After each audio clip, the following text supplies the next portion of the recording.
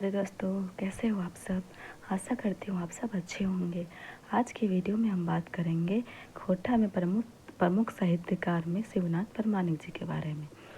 शिवनाथ परमाणिक जी का उपनाम था मानिक और इनका जन्म हुआ था 13 जनवरी 1950 ईस्वी में। 2 डायर जीरुल फुल में यह तिथि दिया हुआ है 13 जनवरी 1949। जन्म स्थान है इनका बैदमारा बोकारो। वर्तमान पता है खोटा कुटीर, रानी पोखर, बोकारो, इस्पात नगर। शिक्षा है इनकी स्नातक तक हुई थी और पत्रकारिता लेबर ऑफिसर में डिप्लोमा। माइक नाम इनके माँ का नाम था तिनकी देवी और पिता का नाम था मुरलीधर परमानिक। 1968 ईस्वी में हायर सेकेंडरी डीएवी चंद्रपुरा से पास करने के बाद बोकारो इस्पात कारखाना में नौकरी करने लगे। 1992 ईस्वी में हिंदी अनुवादक हो गए और हिंदी अनुवादक के रूप में 2009 में रिटायर हो गए। हिंदी अनुवादक के रूप में कब कार्य करने लगे थे वो 1992 में और रिटायर हुए हैं 2009 में। कृतियाँ इनकी रुसल पुटू संपादन किया था इन्होंने 1986 में। दामोदर कोराई मौलिक खंड काव्य है 1986। तातल और हेमाल कविता संकलन है 1998। तातल हेमाल कैसा है, कविता संकलन है 1998। मैचगंधा है महाकाव्य। मैचगंधा कैसा है, महाकाव्य है और 2013 में आया था। खोटा लोक साहित्य विवेचन ग्रंथ। सम्मान इनको मिला है काव्य भूषण जमशेदपुर में। सर्वश्रेष्ठ साहित्यकार पुरस्कार 2018 झारखंड सरकार द्वारा किया था और 10,000 चेक मिला था। श्रीनिवास पानूरी जी स्मृति साहित्य सम्मान 2019 कब मिला है, खोटा साहित्य संस्कृति की ओर से 2019 में। श्रीनिवास पानूरी जी स्मृति साहित्य सम्मान मिला है शिवनाथ परमानिक जी को 2019 में। परिवर्तन सम्मान मिला है चतरा से। खोटा के ओजस्वी कवि सात मंचों पर जोरदार तरीके से खोटा कविता का पाठ करने वाले जिनकी भाषा में सरल और ठेठ खोटा शब्दों के भंडार है और जो भाषा और स्वर के धनी हैं, जिनकी रचना माओ माटी और मातृभाषा को समर्पित रही है। जिस व्यक्ति की खोटा रचनाओं ने खोटा भाषा प्रेमी के दिलों पर एक अलग पहचान बना ली है। मानिक साहित्यिक उपनाम से प्रसिद्ध हमारे शिवनाथ परमानिक जी का जन्म बोकारो इस्पात कारखाना के विस्थापन प्रभावित गांव बेदबारा में 13 जनवरी 1950 ईस्वी को मुरलीधर परमानिक और तिनकी देवी के यहाँ एक साधारण किसान परिवार में हुआ था। शिवनाथ परमानिक जी का उपनाम था मानिक और इनका जन्म हुआ था बैदमारा में और 13 जनवरी 1950 ईस्वी में और इनके पिता का नाम था मुरलीधर परमानिक और माता का नाम था तिनकी देवी और वो एक साधारण किसान परिवार से थे। परमानिक जी का बचपन अभावों में गुजरा, मगर कहते हैं ना होनहार के हो चिकने पात। ये कहावत परमानिक जी के लिए सटीक बैठती है। अभावों से निकलकर परमानिक जी ने खोटा साहित्य के क्षेत्र में अपनी एक अलग पहचान बना ली है। परमानिक जी को आरंभ से पढ़ाई से लगाव था और ये बचपन से ही तेज तर्रार थे, मगर शिक्षा हासिल करने के लिए इन्हें कठिनाइयों से गुजरना पड़ा। अपनी पढ़ाई के लिए इन्हें चंद्रपुरा, कतरास, गोमो में रहना पड़ा था। ये अलग अलग जगह में रह के पढ़ाई किए थे। विद्यार्थी काल से ही इनके साहित्य में रुचि थी, जो धीरे धीरे और भी प्रकट होती चली गई। 70 के दशक तक परमानिक जी की रचनाएं आवाज़, अमृत वर्षा जैसी पत्रिकाओं में छपने लगी थी। 80 के दशक से परमानिक जी का रुझान अपनी मातृभाषा खोटा की ओर हुआ और इसके पश्चात इन्होंने खोटा भाषा साहित्य के लिए जो कलम चलाना शुरू किया वो आज भी अनवरत जारी है। वो खोटा भाषा के लिए कब उनकी तरफ रुझान हुआ था, 80 के दशक में। पानूरी जी को खोटा साहित्य साधना ने धनबाद को खोटा साहित्य गतिविधि का प्रमुख केंद्र बना दिया था, मगर 80 के दशक में परमानिक जी के खोटा साहित्य में कदम रखने के बाद बोकारो भी खोटा गतिविधि का केंद्र बन गया था। परमानिक जी के प्रयत्नों से बोकारो खोटा कमेटी का गठन हुआ। बोकारो खोटा कमेटी का गठन किसके सहयोग से हुआ, परमानिक जी के प्रयत्नों से। इस कमेटी का खोटा साहित्य की उन्नति के क्षेत्र में अद्वितीय योगदान है। धीरे धीरे इस संस्थान का विस्तार पूरे खोटा क्षेत्र में हुआ, जिसको आज खोटा साहित्यिक सांस्कृतिक परिषद के नाम से जाना जाता है। आज ये संस्था खोटा की केंद्र संस्था बन चुकी है, जिससे लगभग सभी खोटा साहित्यकार जुड़े हुए हैं।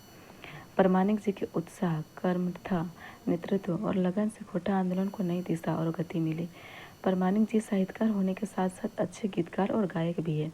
खोटा लोक गीतों की रागनियों का ये अच्छा ज्ञान रखते हैं। इनके कई लोक गीत आकाशवाणी और दूरदर्शन से प्रसारित भी हुए हैं। परमानिक जी की कलम हिंदी और खोटा भाषा की गद्य दोनों रूप में चलती आ रही है। इनकी कविताएं तुकांत और अतुकांत दोनों प्रकार की मिलती है। इनकी रचनाओं में सरल और ठेठ खोटा शब्द देखने को मिलते हैं। परमानिक जी की रचनाएं बेजोड़ है। परमानिक जी जनवादी कवि थे। इन्होंने माटी मातृभाषा मानव के लिए अपनी रचना के केंद्र में रखा मानव को अपनी रचना के केंद्र में रखा। इनकी रचनाओं में जनवाद, मानववाद, देशभक्ति साफ झलकता है। और ये बोकारो इस्पात कारखाना में अनुवादक के रूप में भी कार्य करते करते ये 2009 को वे रिटायर हुए थे। मानिक जी के प्रयोग धर्मी रचनाओं से खोटा का भंडार लगातार बढ़ता आया है और ये आज की पीढ़ी के प्रेरणा स्रोत है। आज भी खोटा साहित्य प्रेमियों को इनसे बहुत आस है। परमानिक जी की रचनाएं। दामोदर कोराय मधुर काव्य। शिवनाथ परमानिक रचित दामोदर कोराय एक मधुर काव्य है। कवि ने स्वयं को इसे खंड काव्य के खाते में रखा है। यह एक सर्वथा नया टटका अबका रोज का काव्य प्रयोग है। इस मधुर काव्य की कथा वस्तु को 6 भागों में विभक्त किया गया है। दामोदर कोराय को कितने भागों में विभक्त किया गया है? 6 भागों में। मेला, सरंची कमल, राजबैद, खून, अमर चट्टान और हड़प्पा।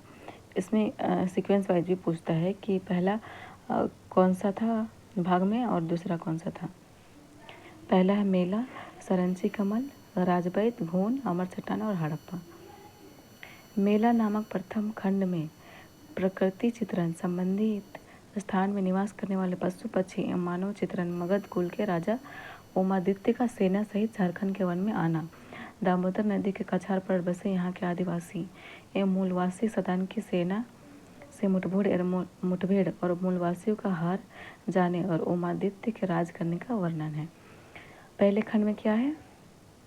जो मगध काल के राजा रहते हैं उमादित्य, और वो उनकी जो सेना रहती है झारखंड के वन में आते हैं और दामोदर नदी के कछार पर यहाँ पे बस जाते हैं, जो कि आदिवासी और मूलवासी सदान की सेना से मुठभेड़ और मूलवासियों का हार जाने और उमादित्य का राज करने का वर्णन है। उसमें से आदिवासी और जो मूलवासी रहते हैं सदान जो है उनसे हार जाते हैं और वो वहाँ पे राज्य करने लगते हैं। पोंगापंथी दिक्कू उमादित्य द्वारा मंदिर निर्माण, स्थानीय निवासियों के साथ सही संबंध जोड़ने का वर्णन भी इसी खंड में है। पोंगापंथी मतलब जो अच्छे नहीं रहते हैं, वो उमादित्य द्वारा मंदिर निर्माण और स्थानीय निवासियों के साथ सही संबंध जोड़ने का वर्णन करते हैं। पूर्व स्थापित बौद्ध भिक्षु का उपदेश सब मानुष एक का पौधा वैदिक संस्कृति की समझ मुरझाने लगा, जंगल कटने लगे, यहाँ के आदिवासियों और मूलवासियों पर जुल्म बढ़ने लगा। इन गतिविधियों का वर्णन भी इसी खंड में किया गया है। आदिवासी और मूलवासी पर जुल्म बढ़ने लगा, उसमें से कौन से खंड में किया गया है? पहले खंड में। हड़प्पा नामक अंतिम खंड में दामोदर नदी की गोद में एक नूतन जिंदगी का पौधा फूटा, सारे प्रकार के भेदभाव समाप्त हो गए। सरंची ने समाज की गाड़ी को सही रास्ते पर लगाया। अक्सर का शक्ति मेला बौद्ध मेला में परिणत हो गया। दामोदर का पानी बढ़ने लगा, एक महिला उसमें बह रही थी। सरंची ने उसकी रक्षा में धार में कूद पड़ी, बिजली की कौंध हुई, सरंची बेहोश हो गई। कमल केतु ने भी सरंची के साथ अपने प्राण त्याग दिए। इसमें 2 प्रेमी काव्य के बारे में भी बताया गया है। जो सरंची रहती है वो किसी महिला की को जान बचाती है और वो प्राण त्याग देती है, और उसी में जो उसका प्रेमी रहता है कमल केतु, वो भी इसके साथ साथ प्राण त्याग देता है। रोसल पुटुस एक काव्य संकलन है, कविता संग्रह। इसका संपादक है शिवनाथ परमानिक। पुटुस झार का एक अंग ही नहीं, यह प्रतीक है। झारखंड की प्रवृत्ति, प्रकृति का व फूल और कांटे दोनों का प्रतीक है। झार बोनिक चिन्ह पुटुस कहकर शिवनाथ परमानिक संपादक रोसल पुटुस ने इसकी प्रतीकात्मकता का निम्नवत संदेश दिया है। पुटुस को वो बोलते हैं कि ये जंगल का मतलब चिन्ह है। देख तोरा झार झंखार बोन भाखा और संस्कृति हरिहर बनावे खातिर हामिन धनबाद गिरिडीह हजारीबाग क्षेत्र के संगे संगे छोटा नागपुर लोग लायक पर पैर गेलो।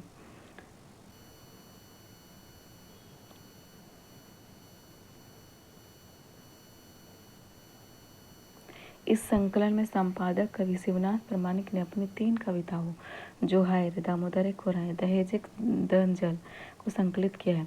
जोहार शीर्षक कविता में कवि ने माई, माटी और मातृभाषा के साथ समस्त झारखंड क्षेत्रीय भाषाओं का जयगान भी किया है। जोहर शीर्षक कविता में कवि ने क्या किया है, माई, माटी और मातृभाषा के बारे में और समस्त जो क्षेत्रीय भाषाओं का है उसका जयगान किया है। दामोदर खुराई कविता इनके इसी नामधारी खंडकाव्य से उद्धृत है, जिसकी व्यापक चर्चा पूर्व में हो चुकी है। कविता के इस उद्धृतांश कहीं नहीं दामोदर खुराई खंड काव्य का उद्देश्य निम्न पंक्तियों में उजागर होता है। बनेक बासी सुगम सिसकाय आपन करम गुने, रोटी बेटी भाखा लुटाइल दोष कर मुड़े। दहेजल दहकल कविता आधुनिक सामाजिक कुरीतियों, तिलक, दहेज और बेमेल विवाह का मार्मिक चित्रण करती है। इन कुरीतियों से ने अनगिनत ललनाओं की लीना को समाप्त कर दी है या उनके जीवन को नरक बना दिया है। कविता की निम्नांकित पंक्तियां अदृष्ट है। रावण राक्षस मोरे के खाने एगो बात कहल हला। रावण राक्षस के बारे में बोल रहे हैं कि मरने के टाइम वो एक बात बोलते हैं, प्रतिशोध लेबो राम कल जुगे आयज सही भेल। मतलब प्रतिशोध लेना चाहते हैं राम कलयुग में ही। तिलक मोहरे कुंभकर्ण कली में अइला।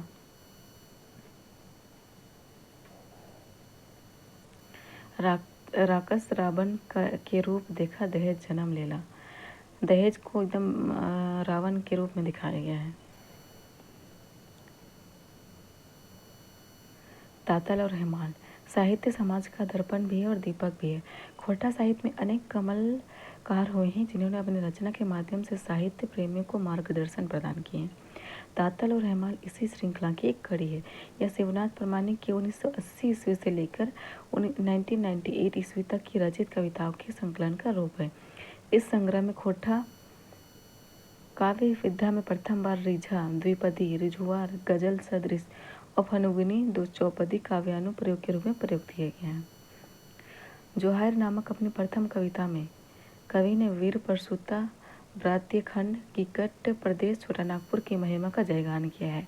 जोहार नामक जो है इनकी कविता है वो प्रथम कविता है शिवनाथ प्रामाणिक जी की, और वो उसमें वीर प्रसूता व्रात्य खंड और कीकट प्रदेश बोला जाता था छोटा नागपुर को, कि उनका जयगान किया है, जहाँ वीर बिरसा है और वीर से विश्वनाथ पैदा हुए हैं, जो महावीर और गौतम की शान की धरती पर का अंश रहा है।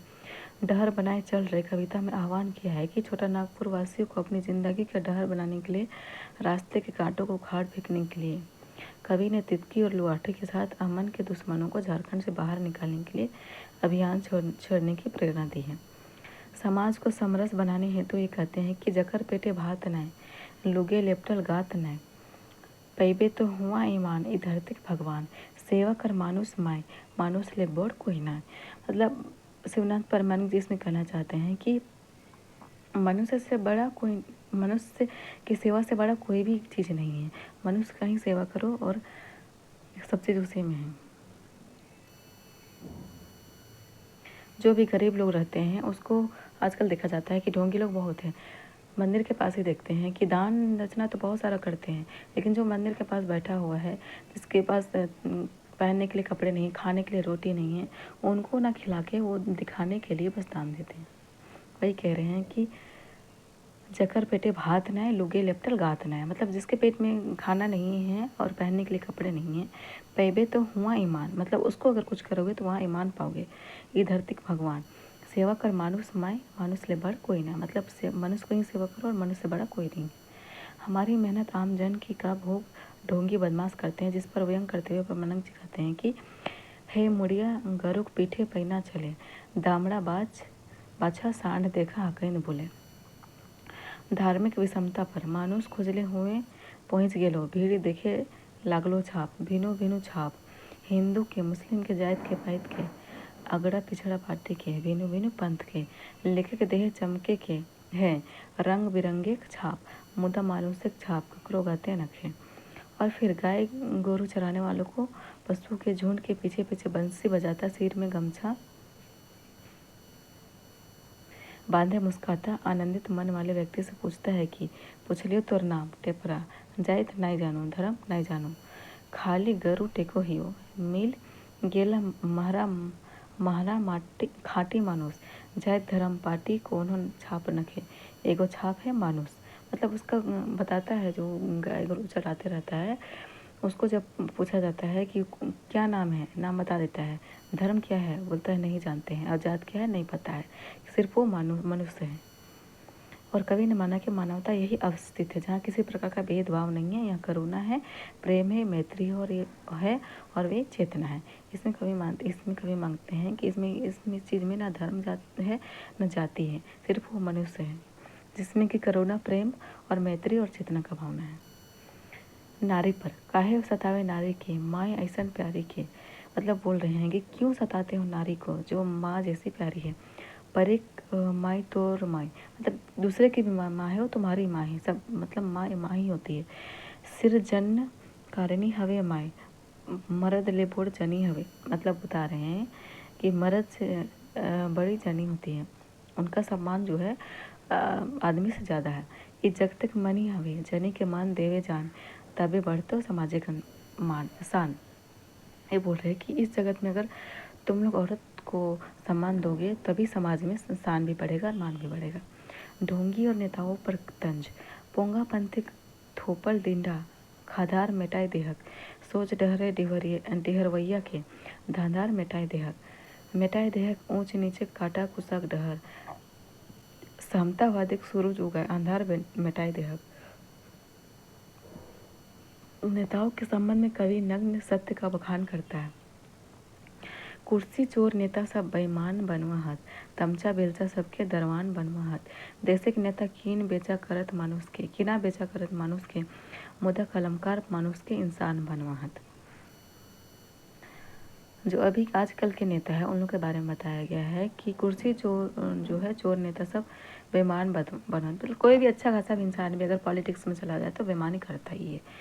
और जो अगल बगल उसका रहता है, दोस्त यारी रहता है, उन लोग को भी वो कुछ ना कुछ अपना दिला ही देता है। समाज में भेदभाव पर खबरदार दहिना हाथ पोंगापंथी स्वार्थी हाथ बखरा अपन होने ले अधिकार अपन छीने ले छोड़ देलथुन जाइत पात तोरबथुन अब तोर दांत देवथुन होल स्थूले साड़ा पैना ले घुरेथुन माड़ा। शोषण विरोधी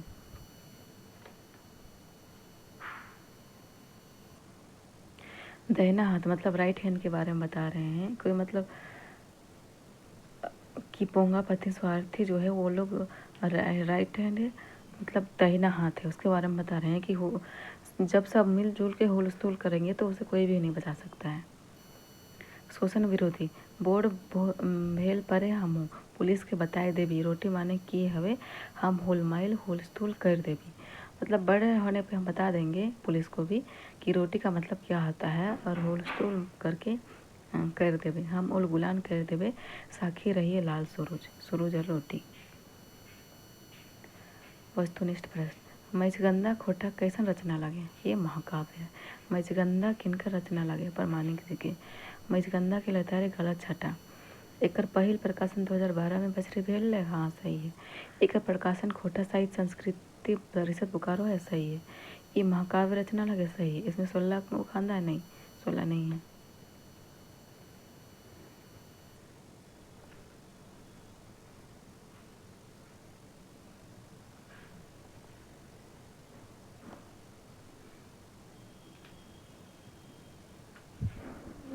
कौन रचना प्रमाणिक जी के नखे रांगा लाठी।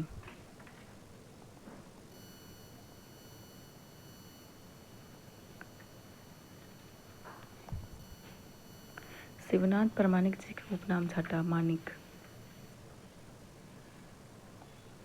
मानिक जी जनता छाटा बैतमाला बोकारो। परमानिक जी काव्य भूषण सम्मान कहाँ मिलल है, जमशेदपुर में। परमानिक जी के बापे के नाम की है मुरलीधर परमानिक और माता का नाम तिनकी देवी। परमानिक जी के जन्म बजर छाटा 13 जनवरी 1950।